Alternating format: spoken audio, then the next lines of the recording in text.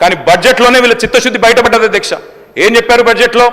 రైతు భరోసాకి కేవలం కేటాయించింది 15,000 కోట్లు. మీకు నిజంగానే పెంచాలన్న ఆలోచన ఉన్న మాట వాస్తవం అయితే, 100 రోజుల్లో రైతు భరోసా పెంచుతామని చెప్పిన మాట వాస్తవం అయితే, మీరు ఎందుకు 15,000 కోట్లే కేటాయించారు?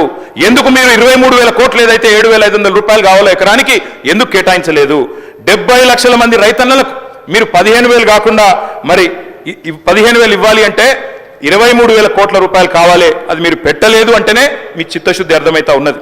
కోతలకు సిద్ధపడ్డ తర్వాతనే ఉపసంఘం వేసినారు, మంత్రివర్గ ఉపసంఘం.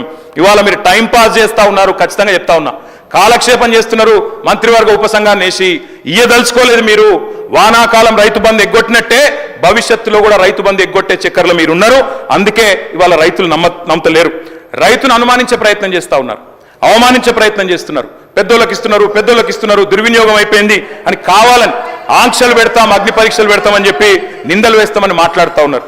అధ్యక్ష, మరి మేనిఫెస్టోలో పెట్టినప్పుడు ఎందుకు చెప్పలేదు అధ్యక్ష ఇవన్నీ?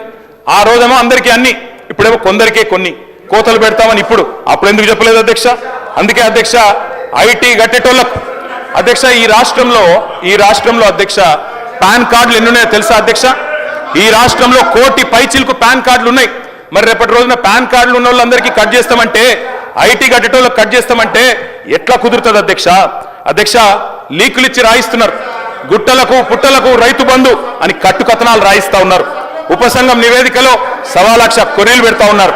రైతు బంధు పథకం ఉసురు తీయబోతున్నారు, ఉరేయబోతున్నారు అనేది మా అనుమానం. ఉపసంఘం నివేదికను ఖచ్చితంగా రాష్ట్ర ప్రజల ముందు పెట్టాలి, శాసనసభ ముందు పెట్టాలి.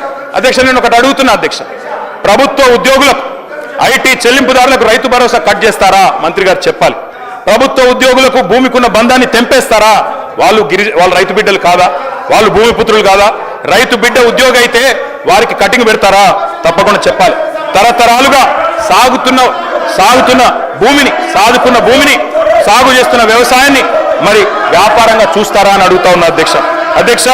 ఈ రోజుల్లో ఉన్న రుణ వ్యవస్థ ప్రకారం, అర్హతల ప్రకారం గ్రామాల్లో కూడా ఐటీ చెల్లింపులు చేస్తున్న వాళ్ళు ఉన్నారు, పాన్ కార్డులు ఉన్న వాళ్ళు ఉన్నారు. రైతన్నలకు కూడా పాన్ కార్డులు ఉన్నాయి.